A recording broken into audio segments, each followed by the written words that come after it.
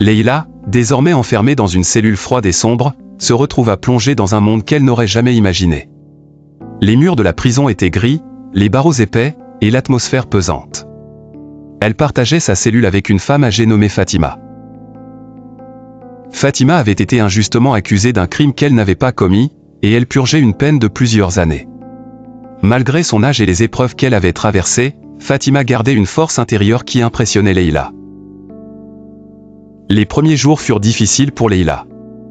Elle se sentait trahie, abandonnée, et surtout, incomprise. Elle ne pouvait pas croire que son propre père, Malik, avait pu la sacrifier pour sauver sa demi-sœur, Zahra. Chaque nuit, elle pleurait en silence, se demandant si elle aurait un jour la chance de retrouver sa liberté. Fatima, voyant la détresse de la jeune fille, décida de lui parler pour lui redonner espoir. Leïla, dit Fatima un soir, « Je sais que tu traverses une épreuve difficile, mais tu dois garder espoir. La vie est pleine de surprises, et parfois, les choses les plus sombres peuvent mener à la lumière. » Leïla regarda Fatima, les yeux remplis de larmes.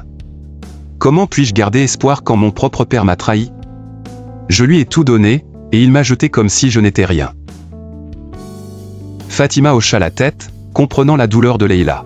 « Parfois, les gens que nous aimons nous blessent, mais cela ne signifie pas que nous devons abandonner. Tu es plus forte que tu ne le penses, Leïla. Et je suis là pour t'aider. » Ces mots réconfortants marquèrent le début d'une amitié profonde entre les deux femmes. Fatima devint une figure maternelle pour Leïla, lui offrant un réconfort dont elle avait désespérément besoin. Elle lui apprit à survivre en prison, à rester forte face à l'adversité, et à ne jamais perdre espoir. Pendant ce temps, à l'extérieur, Malik et Zahra reprirent leur vie comme si rien ne s'était passé. Zahra, libérée grâce au sacrifice de Leïla, ne sembla pas se soucier de ce qui était arrivé à sa demi-sœur. Elle reprit ses habitudes de fête, sortant avec ses amis et fréquentant des endroits que Malik aurait désapprouvés. Malik, quant à lui, était partagé entre le soulagement d'avoir sauvé Zahra et la culpabilité d'avoir abandonné Leïla. Il se promit de faire tout ce qui était en son pouvoir pour sortir Leïla de prison rapidement. Il essaya de se convaincre qu'il avait fait ce qu'il fallait pour protéger sa famille, mais au fond de lui, il savait qu'il avait trahi sa propre fille. Un soir, alors que Malik était assis dans son bureau, il reçut un appel téléphonique. C'était un de ses contacts au sein de la police, qui lui informa que Leïla avait été transférée dans une prison de haute sécurité en raison de son comportement turbulent. Malik fut choqué. Il ne pouvait pas croire que Leïla, toujours si douce et obéissante, avait pu causer des problèmes en prison. « Que s'est-il passé ?» demanda Malik, l'air inquiet. « Elle a refusé de coopérer avec les gardiens » répondit le contact. « Elle a dit qu'elle ne méritait pas d'être là et qu'elle avait été trahie par son propre père. » Ces mots frappèrent Malik comme un coup de poing. Il se sentit submergé par la culpabilité, mais il ne savait pas quoi faire. Il ne pouvait pas risquer sa réputation en intervenant directement, mais il ne pouvait pas non plus laisser Leïla souffrir en prison. En prison, Leïla continua de se battre pour sa survie. Elle apprit à s'adapter à la vie en cellule, mais elle ne perdit jamais espoir de retrouver sa liberté. Fatima, voyant la détermination de la jeune fille, décida de lui révéler un secret qu'elle gardait depuis des années. Leïla, dit Fatima un soir, alors que les deux femmes étaient assises dans leur cellule, « Je ne t'ai pas tout dit sur mon passé. Avant d'être emprisonnée, j'étais une femme riche et influente.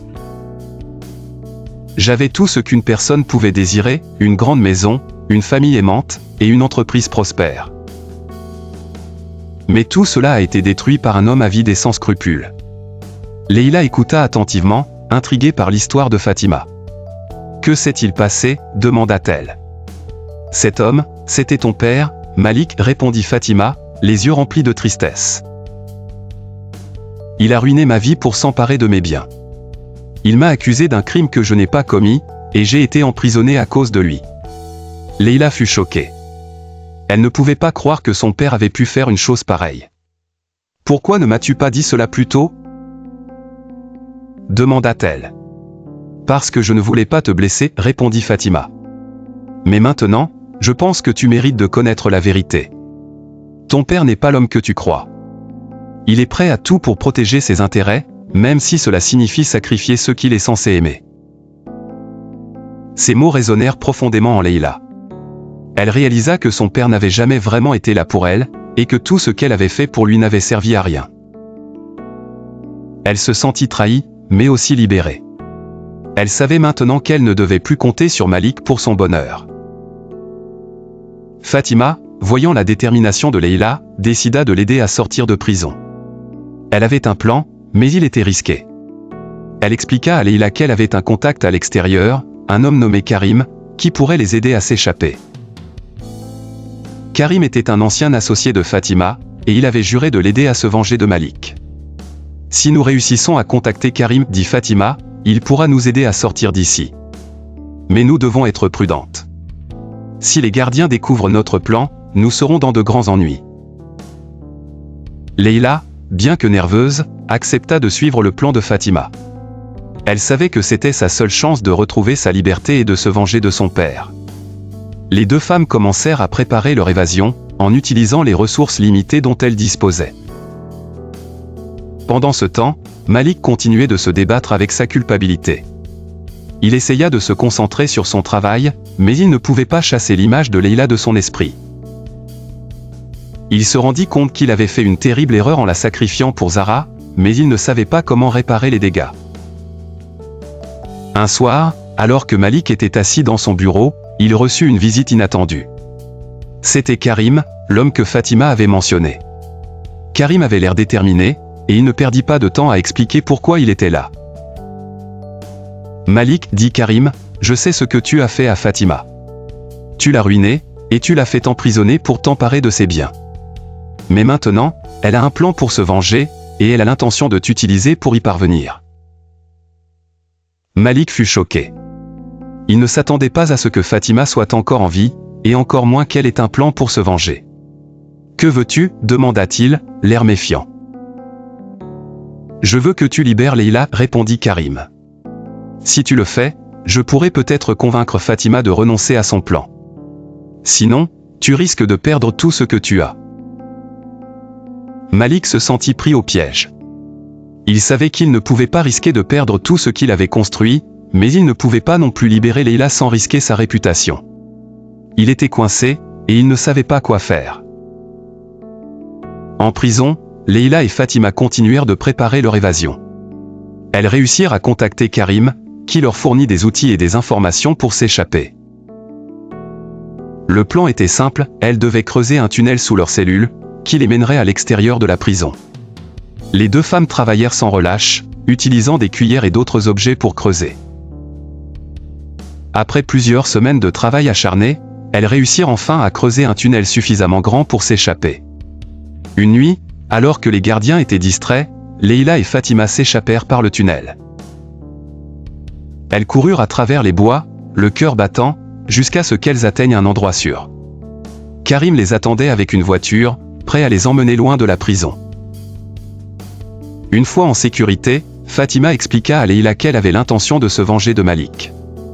Elle avait un plan pour ruiner sa réputation et lui faire payer pour tout ce qu'il avait fait. Leïla, bien qu'elle voulait voir son père payer pour ses crimes, hésita. Elle ne voulait pas devenir comme lui, prête à tout pour se venger. Fatima, dit Leïla, je comprends ta colère, mais je ne veux pas que cela me consume. Je veux juste retrouver ma liberté et vivre ma vie. Fatima regarda Leïla avec admiration. Tu es plus sage que je ne l'étais à ton âge, dit-elle. Je respecte ta décision. Mais sache que je serai toujours là pour toi, quoi que tu décides. Leïla sourit, reconnaissante pour le soutien de Fatima. Elle savait que son voyage était loin d'être terminé, mais elle était prête à affronter tout ce qui l'attendait. Ainsi se termina la deuxième partie de l'histoire. Leïla avait réussi à s'échapper de prison, mais elle savait que son combat était loin d'être terminé. La troisième partie de l'histoire verrait Leïla et Fatima affronter Malik, découvrir de nouveaux secrets, et finalement, trouver la paix et la rédemption qu'elles méritaient.